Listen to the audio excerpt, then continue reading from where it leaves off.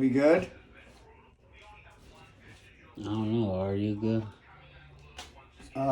Salmo truta. Brown trout. Lower Provo River. Cool.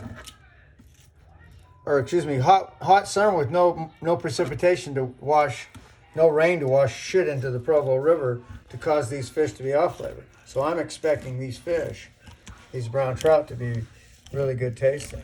So I'm just running this at 45-degree angle. 45-degree angle, letting the blade, using my finger here to feel, letting my blade follow the bones on the top. These bones right here shallow, all the way down to here. And I'm going to turn the knife up and cut behind that little bone that people choke on. That's not good. Now, most people would cut that off and take the skin off, but I find that it's easier to debone the fish. Just go ahead and flip it over and do the other side before I take the skin off. Ooh, smells like brown trout in the fall. It's a spawned out female. She had eggs in her. So I go here to get in. I always want to cut from the inside out on everything. Pheasants, fish, makes no difference. Now I'm cutting up here until the knife hits the end of the rib cage. And I don't want to cut through those ribs. I want to keep them on the carcass. So now I'm going to turn this around, and I'm still right-handed, so now I'm just going to cut backhand. I'm going to cut down that same line that I did before, following those same bones. It's kind of hard. I've got to kind of cut down to get down to them, and then I'm going to sneak the knife behind this dorsal fin to get a cut started there. I'm 45-degree angle, but I'm aiming the blade down so that I can follow that backbone.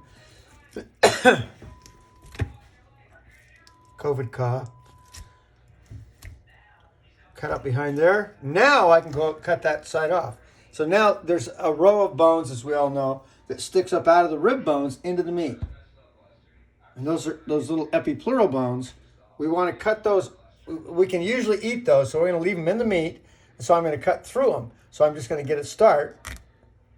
I move the knife really quick to get it start. Hear that? Nice. Nice. This meat doesn't smell all that good, but it'll work. Now I'm running my blade down along the rib bones.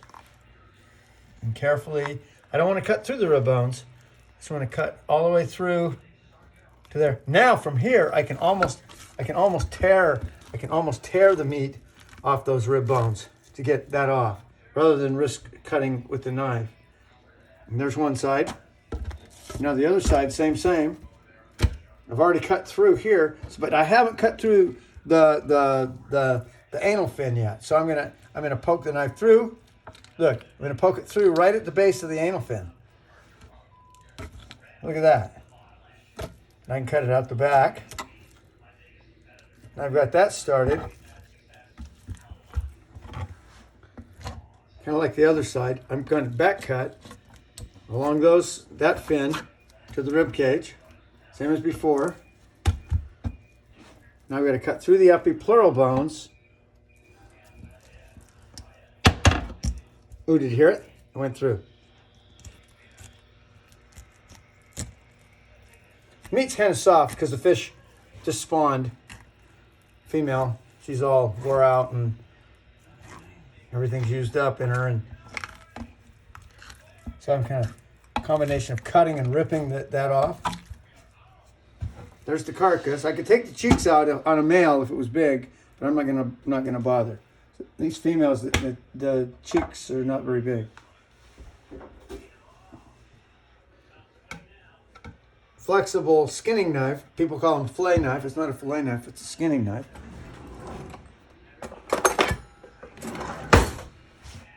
A fork to hold that down so it won't move. Or I could use my knife.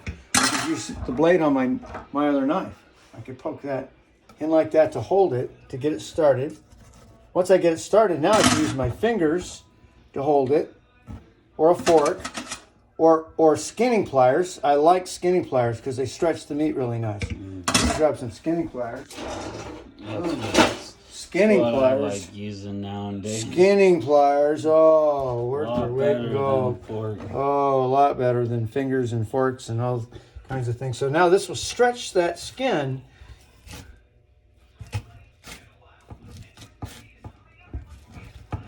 So I see how I'm not sawing it. I'm using these short, sharp jerks.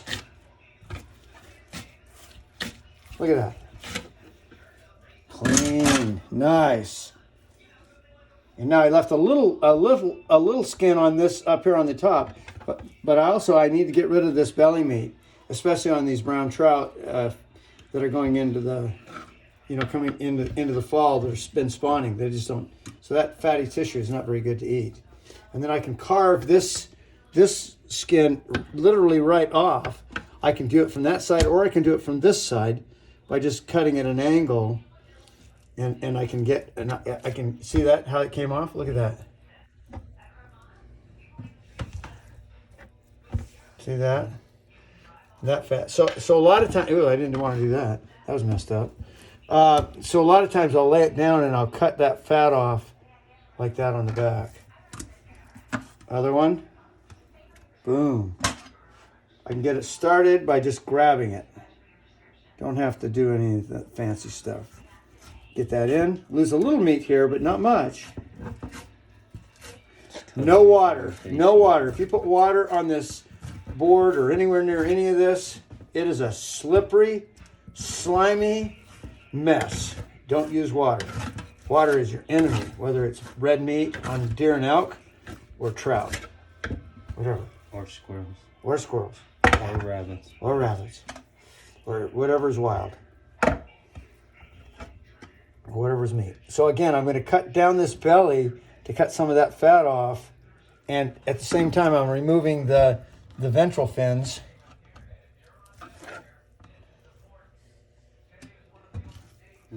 Doesn't smell all that good, but it'll be edible.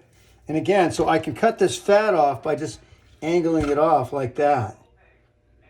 And a lot of the off flavors are in the fat. Now once it's like that, now with cold water, we can rinse off those fillets and I like to put them down on newspaper.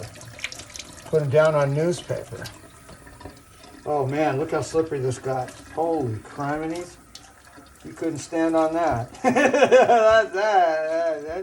That's grease lightning there. That's slippery. Grab some newspaper. 2-minute warning. Just like on football. All right.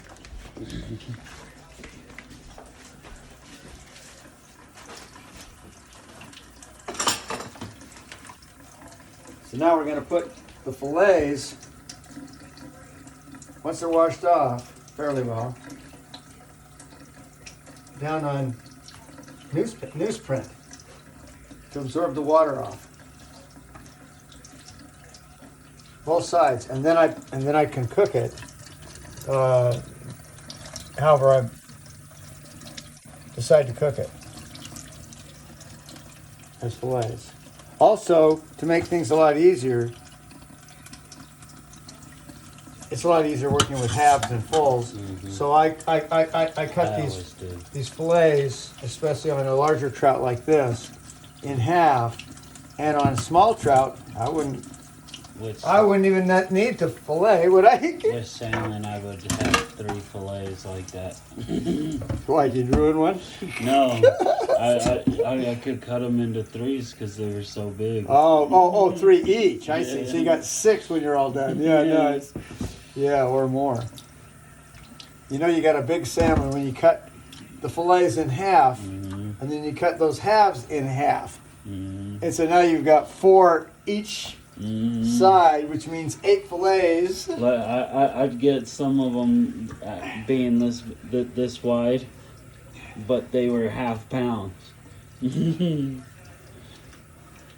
then I'm washing everything off with cold and or hot water, just rinsing it off. Cool. Okay. Look at this. I can fold this over the top. We're at 10 minutes. I'm cutting it.